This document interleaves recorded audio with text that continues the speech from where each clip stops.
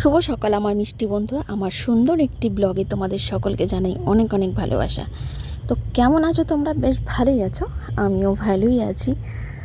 আর বলো না রোদের কথা, ওই গরমের জন্য তো একটু ডিস্টার্ব সবাই থাকে, এই হলো আর কি। না হলে এমনি ঠিকই আছে, চলে যাচ্ছে এই আর কি। তো সকালবেলা গাছগুলোতে একটু জল দিয়ে দিই, জানোই তো মানে এত গরমে সবারই তো জলের প্রয়োজন পড়ে। আর শীতের দিনে তো অত দেওয়ার দরকার পড়ে না, যেহেতু ইনডোর প্ল্যান, সপ্তাহে একদিন দিলেই হয়ে যায়। তো গরমের দিনে না একদিন পর পর দেখি একদম গাছগুলো শুকিয়ে একদম টনটনা হয়ে থাকে। তো জলের তো প্রয়োজন থাকেই। তো সে কারণে জল টল দিয়ে আর বিছানা গুছিয়ে নিলাম ঘুম থেকে উঠে জাস্ট। তো আর চলো ঘরটারগুলো ঝেড়ে নিই, ঝেড়ে টেড়ে তারপরে তো রান্নাবাড়ির কাজ আছেই। আর আমাদের বাড়িতে যেমন সাত সকালে উঠেই রান্না বাড়ির চক্কর লেগেই থাকে। অন্য সব বাড়িতে যেমন সকালবেলা হালকা ব্রেকফাস্ট হয়, তো সে কারণে সকাল টাইমটা অত তাড়াহুড়ো থাকে না। তো আমাদের বাড়িতে সকাল টাইমটাই একেবারে তাড়াহুড়ো, রান্না বাড়ি এই সেই। আর যদিও সকাল টাইমটা রান্নাবাড়ি হয়ে গেলে কি হয় বলো তো, ওই কাজের চাপটা পরে আর থাকে না। পরে এই যে সকাল টাইমটাই চাপ, রান্নাটা করে নিয়ে তারপরে হচ্ছে যে বসে থাকো, তারপরে সারাদিন ঝামেলা শেষ। তো দেখলেই চাল কুমড়া কেটেছি, মাছের মাথা দিয়ে করব। এই যে হলো মাছের মাথা দিয়ে চাল কুমড়া ঘন্ট। আর হচ্ছে বাটা মাছ নিয়ে এসছে, বাটা মাছের হালকা মাখা মাখা করে ঝোল করব। তো আর কি করা যায় দেখি। ও শাক করব, কালকে বললাম না তোমাদের শাক করে ফেলে দেওয়া হয়েছে, খেতে পারিনি আর কি। তো সে কারণে আজকে আবার শাক তুলে নিয়ে এসছে। তো শাকটা আজকে আবার একটু করব। তো চলো, এই যে দেখো বাটা মাছগুলো ভেজে নিচ্ছি, ভেজে একদম মাখা মাখা করে নেব, ঝোল টোল করবো না। আর কি বলো তো, বেশি মশলা মানে গরমে না বেশি মশলা খেতে একদমই ভালো লাগে না। তো যাই হোক, রান্নাবাড়ি সেরকমভাবে তোমাদের সাথে শেয়ার করলাম না। তো রান্নাবাড়ি কমপ্লিট হয়ে গেছে, আর চলে এসেছি ঘর মুছতে। আর বলো না, অনেক দিন থেকে না ওই ডানটা দিয়ে ঘর মুছি, তো ঠিক মতন করে ভেতর টেতরগুলো মোছা হয় না। তো অনেক দিন পরেই তোমরা আমাকে দেখছো যে হাত দিয়ে এইভাবে বসে বসে ঘর মুছছি, মানে খুব বিরক্তি লাগে ওই বসে বসে ঘর মোছা, পারি না এখন কেন বা। ওই ডানটা দিয়ে কোনো রকম মুছে দিই। তো তারপরও দেখবে মানে যতই মোছো, কিন্তু না হাত দিয়ে মোছার যে একটা শান্তি, সেই ব্যাপারটা কিন্তু আর থাকে না ওই ডানটা দিয়ে মুছলে, তাই কি না বলো তো। আর আজকে তো বুঝতেই পারছি না, এমন অবস্থা। কালকে দেখলে না মাটি নিয়ে এসেছি, মাটি এনে হাতে পায়ে এমন ব্যথা, মানে কি আর বলবো, মানে আর ভালোই লাগছে না, এত ব্যথা, না বসতে পারছি না উঠতে পারছি। তো কোনো রকম করে আর কি করছি। তো চলো, ঘরটর মুছে একবারে চলে আসছি স্নান টান করে। আর কি বলো তো, তো তোমাদের সাথে একটা কথা শেয়ার করব, মানে দুদিন থেকে ভাবছি করব আর হয়ে উঠছে না। তো আজকে তোমাদের সাথে একদম শেয়ার করতেই হবে। মানে কি হয়েছে বলো তো, আমাদের যে পাশের বাড়ি, জানলা দিয়ে দেখা যায় যে, তো সেই বাড়ির দোকানে এমন গোমা সাপ একটা বড় ঢুকেছে, মানে কি বলবো, মানে দেখলে গা শিরশির করে। সাপ দেখলে যতই বলো, মানে একটা ঘেন্টি সাপ দেখলেও কিন্তু ভয় করে, তাই কি না বলো তো। তো দুদিন আগে ঢুকেছে, তো তোমাদের সাথে শেয়ার করতে পারিনি। তো ভাবছি যে না, আজকে তোমাদের সাথে সেটাকে শেয়ার করব। তো এই হচ্ছে ব্যাপার। যদিও আমি ভিডিওটা করিনি বলতে, রাত্রেবেলা এই 10টার দিকে এরকম ঘটনা হয়েছে। তো 10টার সময় ফোন এসছে মানে দেওরের মোবাইলে, যে হচ্ছে দোকানে সাপ ঢুকেছে আমাদের বাড়ির পাশে।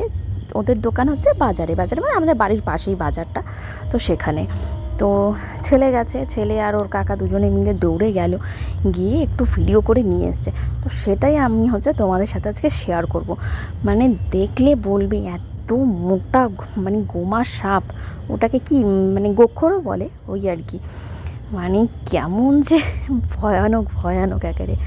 তো চলো তোমাদের সাথে সেটাকে একটু শেয়ার করেই দিই, তো তোমরাও একটু দেখবে, এটাই হচ্ছে ব্যাপার, আর কিছু না।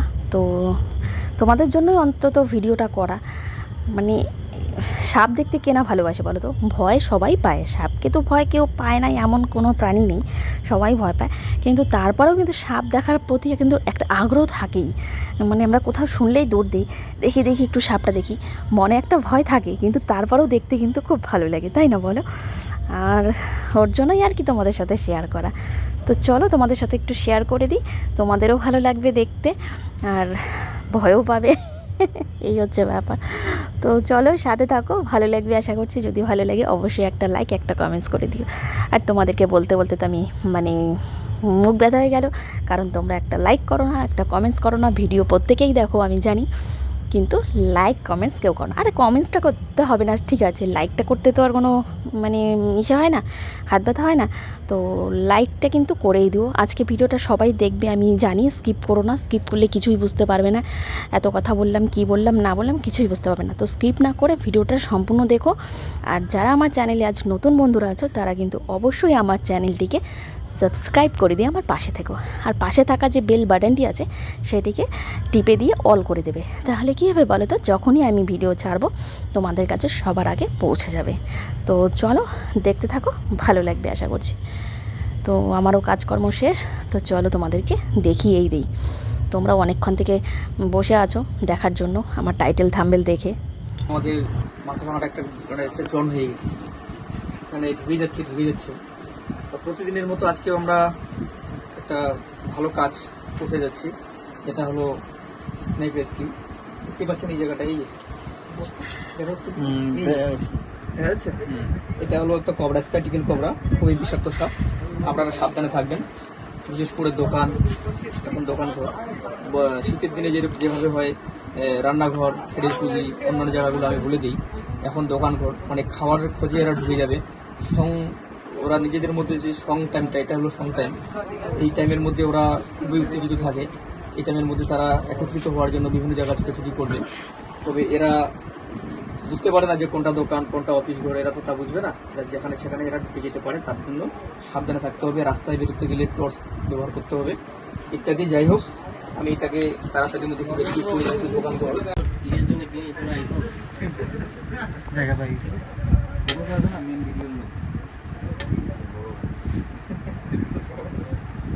বাইরে নিয়ে আসতে সবাই দেখতে পারে। আপনি বাইরে যান,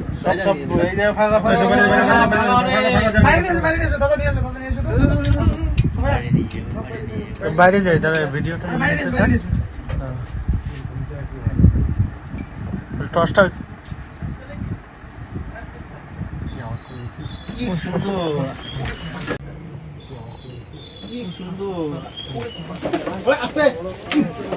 আমি করিস না রে।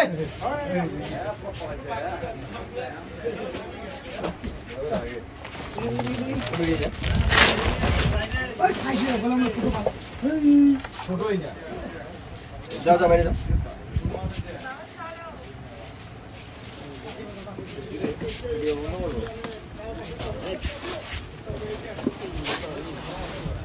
চুপচুপই আছে, ছোড়া না দাদা, সাহস কি তো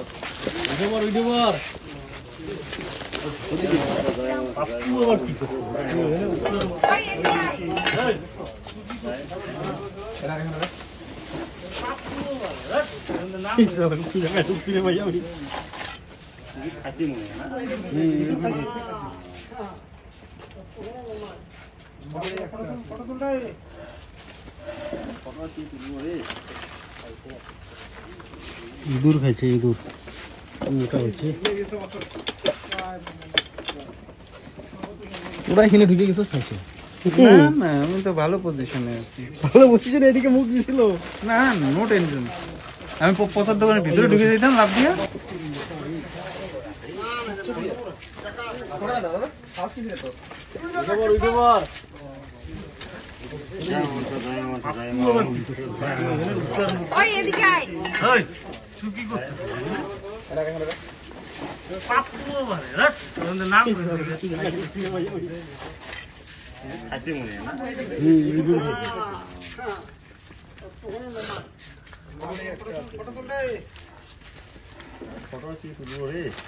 খাইছে না।